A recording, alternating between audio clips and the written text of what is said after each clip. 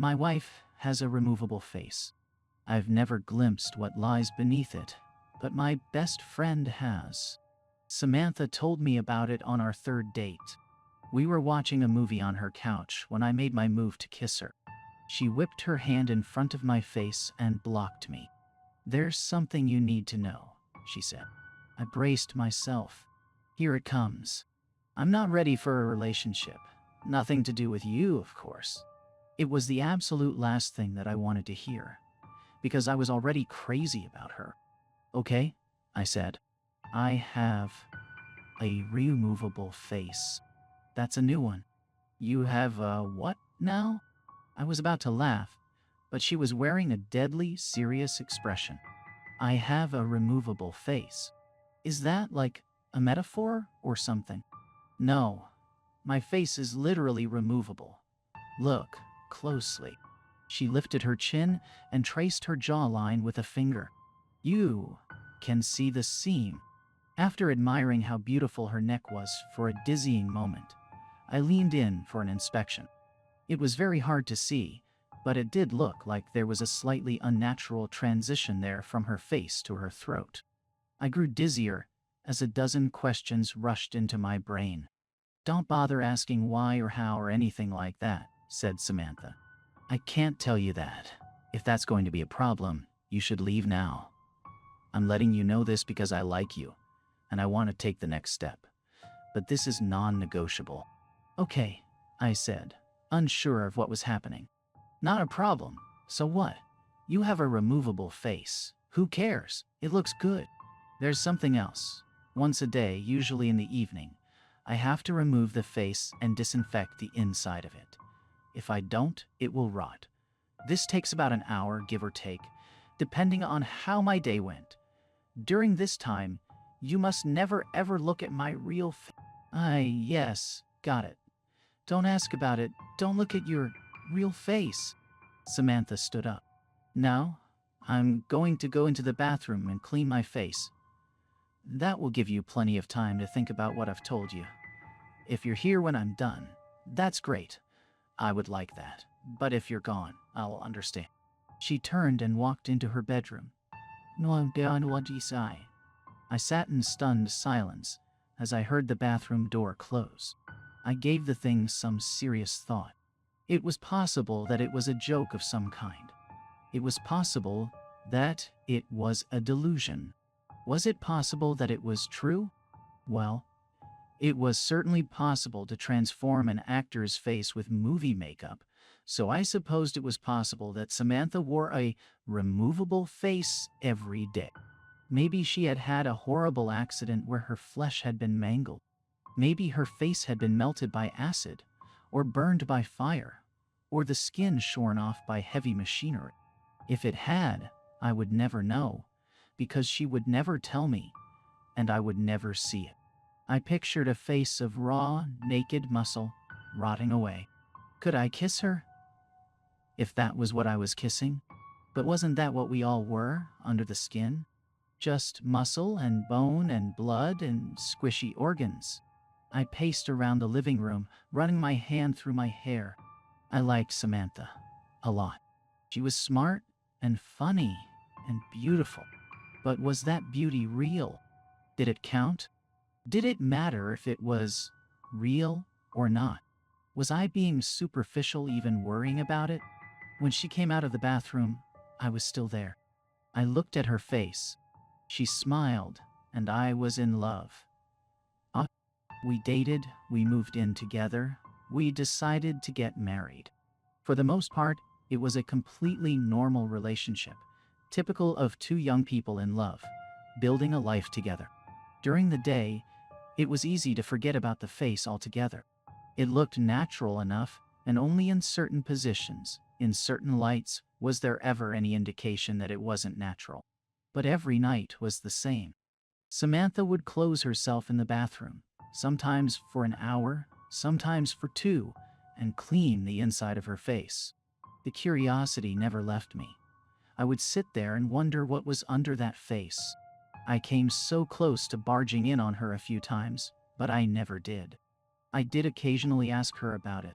About what, if anything, had happened, about how it was possible to make the removable face look so real, about what it really looked like underneath. I tried to coax her into showing me, assuring her that I loved her no matter what, and didn't give a damn what her real face looked like. I was just curious, that's all. She never showed me or told me the story behind it. She didn't get upset at me, unless I was really badgering her. She'd just shrug and say, you can't see it. I can't tell you about it. I never told anybody about Samantha's removable face. It's not that she asked me not to. I just didn't think it was anybody's business. Except once, I did tell somebody. It was during my bachelor's party. We had rented several cabins in Big Sur and spent the night drinking and packing our noses with powders that we shouldn't have been packing our noses with.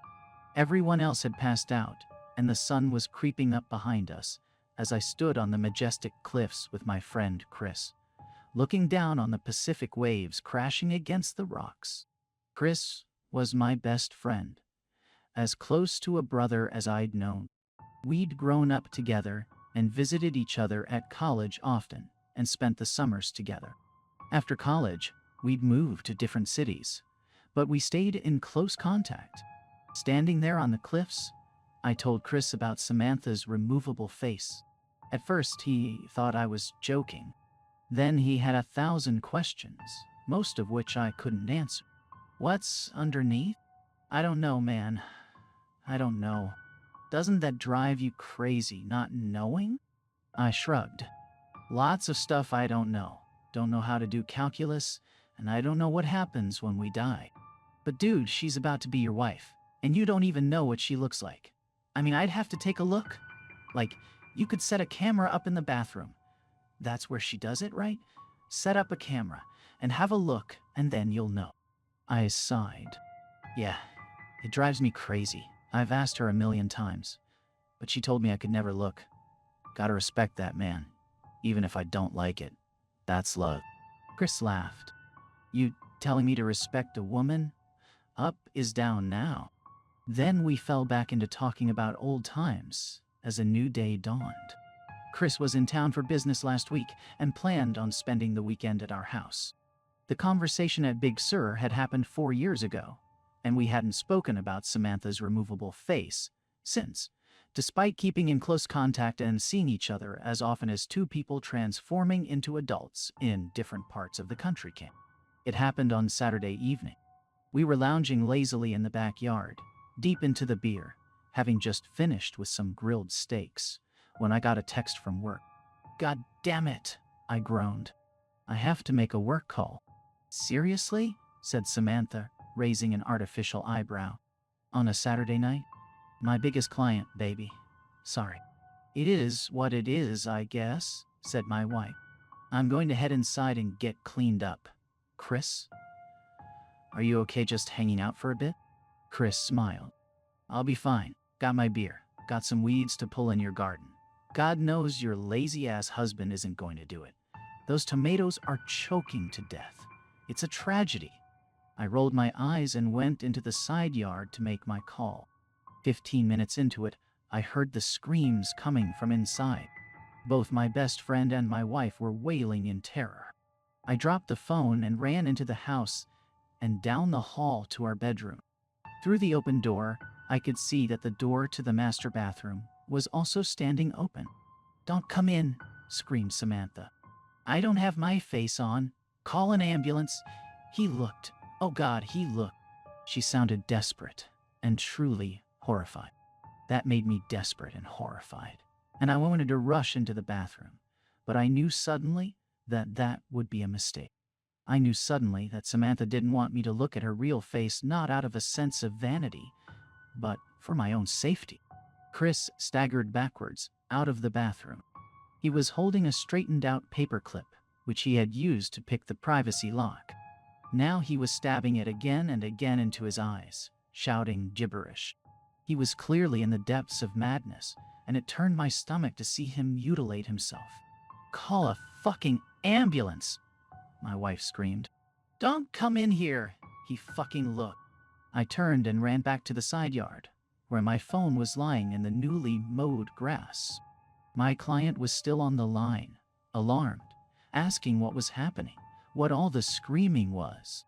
I hung up on him and called 911. When the paramedics arrived, Chris was having a seizure in the hallway. Samantha was stroking his head, sobbing. Her face was on, but it had been done hastily, and everything looked a little off. My world has been dark this past week. My best friend is in a psychiatric hospital under suicide watch. He's completely blind and mostly catatonic, except when he slips into a violent, babbling mania. The doctors are optimistic that his state is temporary, but they don't know the truth about what caused it. Because I told the paramedics that Chris had taken a large dose of psychedelic mushrooms and fallen into psychosis. I saw no good reason to tell the truth about what had happened. Who would believe that one look at my wife's real face would make somebody insane? At best, we would be the subjects of a long investigation. At worst, we would have to prove that what we were saying was true by showing somebody Samantha's face. Then the same thing would happen again.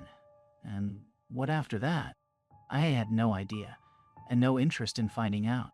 For Samantha's part, I knew that she would never consent to show anybody her real face, no matter what the consequences of refusal were.